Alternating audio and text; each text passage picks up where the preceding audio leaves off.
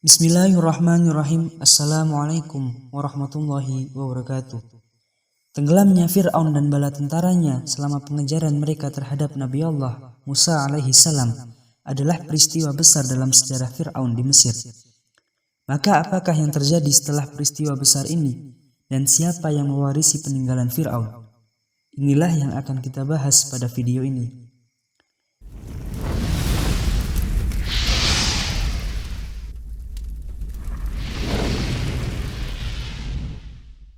Ibnu Katsir rahimahullah berkata, ketika Allah membinasakan Fir'aun dan bala tentaranya, Bani Israel menetap di negeri yang serupa dengan Mesir dengan kesempurnaannya.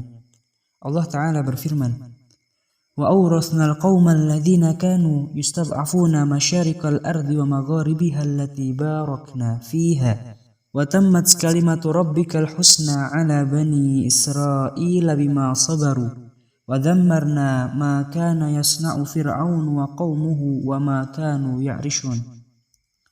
Dan kami wariskan kepada kaum yang selalu tertindas itu bumi bagian timur dan bagian baratnya yang telah kami berkahi.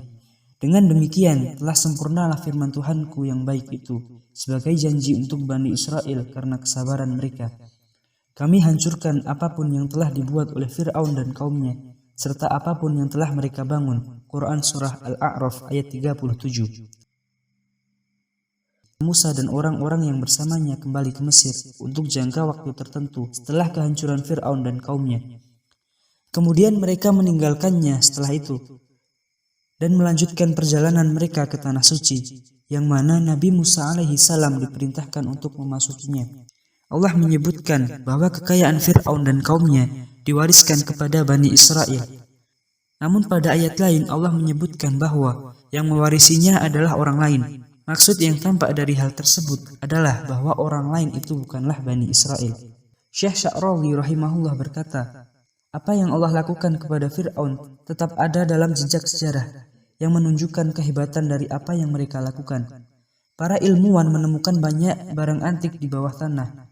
Namun anehnya bahwa semua penemuan barang antik tersebut ada di bawah tanah. Tidak pernah ada penemuan arkeologi yang datang dari atas tanah. فَأَخْرَجْنَاهُمْ مِنْ جَنَّاتٍ وَعُيُونٍ وَكُنُوزٍ وَمَقَامٍ كَرِيمٍ كَذَلِكَ وَأَوْرَثْنَاهَا بَنِي إِسْرَائِيلَ. Maka kami keluarkan mereka, Fir'aun dan kaumnya, dari negeri yang mempunyai taman, mata air, harta kekayaan, serta tempat tinggal yang bagus. Demikianlah dan kami wariskan semuanya kepada Bani Israel. Quran Surah Asy-Syu'ara ayat 59. Allah Ta'ala berfirman, Kam taraku min jannati wa uyun wa zuru'i wa maqamin karim wa na'matin kanu fiha fakihin kadzalika wa awrathnaha qauman akharin. Betapa banyak taman-taman dan mata air yang mereka tinggalkan, kebun-kebun serta tempat-tempat kediaman yang indah, juga kesenangan-kesenangan yang dapat mereka nikmati di sana. Demikianlah Allah menyiksa mereka. Kami wariskan semua itu kepada kaum yang lain. Quran Surah Ad-Dukhan ayat 25-28. Pada saat penenggelaman Fir'aun di laut, Bani Israel mewarisi kekayaannya tersebut. Namun, dari manakah kekayaan Qarun? Apa yang Allah ceritakan kepada kita dalam Al-Quran tentang Qarun? Bahwasanya Qarun termasuk dari kaum Nabi Musa alaihi salam dan memiliki pembendaharaan yang besar. Pernyataan ini didukung oleh fakta bahwa mungkin harta karun yang Allah Subhanahu wa Ta'ala ceritakan kepada kita dalam Al-Quran tentang kelimpahannya adalah dari apa yang diwarisi Qarun dari orang-orang Fir'aun setelah mereka tenggelam. Tidak ada bukti yang meyakinkan bahwa Allah menenggelamkan Qarun, rumahnya dan hartanya terjadi sebelum tenggelamnya Fir'aun. Seperti halnya tidak ada bukti yang meyakinkan bahwa kemana Nabi Musa dan orang-orang yang bersamanya setelah tenggelamnya Fir'aun. Namun konteks yang tampak di dalam Al-Quran adalah bahwa setelah Fir'aun tenggelam, Allah mengirim mereka, Bani Israel, ke tempat tinggal yang baik. وَجَوَّزْنَا بِبَنِي إِسْرَائِيلَ الْبَحْرَ فَأَتْبَعَهُمْ فِرْعَوْنُ وَجُنُودُهُ بَغْيًا وَعَدْوًا حَتَّى إِذَا أَدْرَكَهُ الْغَرَقُ قَالَ آمَنْتُ أَنَّهُ لَا إِلَهَ إِلَّا الَّذِي آمَنَتْ بِهِ بَنُو إِسْرَائِيلَ وَأَنَا مِنَ الْمُسْلِمِينَ. Dan kami jadikan Bani Israel bisa melintasi laut itu Kemudian Fir'aun dan bala tentaranya mengikuti mereka untuk menganiaya dan menindas. Hingga ketika Fir'aun hampir mati tenggelam, dia berkata, "Aku percaya bahwa tidak ada Tuhan selain Tuhan yang telah dipercayai oleh Bani Israel, dan aku termasuk orang-orang yang berserah diri kepadanya." Walaqad bawwa'na Bani Israila mubawwa'a sidqin wa razaqnahum minat thayyibat. Sungguh, kami benar-benar telah menempatkan Bani Israel di tempat kediaman yang bagus dan nyaman, dan kami beri mereka rezeki yang baik. Quran Surah Yunus ayat 90-93.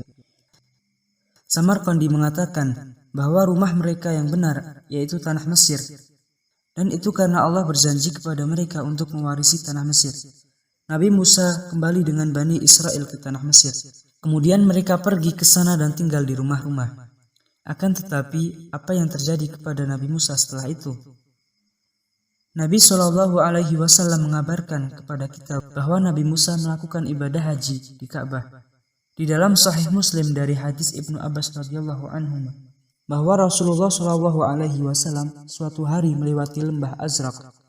Nabi SAW bertanya, "Lembah apa ini?" Mereka para sahabat menjawab, "Lembah Azraq." Kemudian Nabi SAW bersabda, "Aku seperti melihat Musa alaihi salam turun dari bukit dengan suara yang keras, ia membaca talbiyah kepada Allah. Kemudian Nabi melewati bukit Harsha. Nabi bertanya, 'Bukit apa ini?' Sahabat menjawab bahwa ini adalah bukit Harsha. Nabi bersabda, 'Aku seperti melihat Yunus bin Matta alaihi salam di atas unta merah yang gemuk, memakai jubah bulu hewan, tali kendalinya adalah rumput kering, dan ia membaca talbiyah.' Tampaknya ziarah Nabi Musa adalah setelah tenggelamnya Fir'aun dan sebelum terjadinya pengembaraan. Dan tidak ada indikasi dalam penyangkalan orang-orang Yahudi bahwa Nabi Musa melakukan ibadah ke Ka'bah. Allah mengabarkan kepada kita di dalam Al-Quran bahwa Nabi Ibrahim mengumumkan kepada manusia untuk melakukan ibadah haji. Maka setiap orang yang beriman setelah Nabi Ibrahim diperintahkan untuk beribadah haji jika mampu. Rasulullah SAW mengabarkan kita tentang beberapa nabi yang melakukan ibadah haji, dan juga mengabarkan bahwa Nabi Isa alaihi salam akan melakukan ibadah haji pada akhir zaman.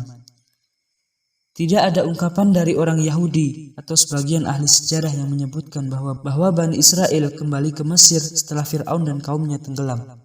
Al-Alusi berkata, karena pertimbangan sejarah serta kitab-kitab yang ada di tangan orang-orang Yahudi saat ini juga banyak kebohongan di dalamnya, maka belum ada pendapat yang pasti terkait kisah tersebut. Dialah Allah Azza wa Jalla yang maha benar ucapannya dalam kitab sucinya Al-Quran yang terjaga dari perubahan. Sekian, wassalamualaikum warahmatullahi wabarakatuh.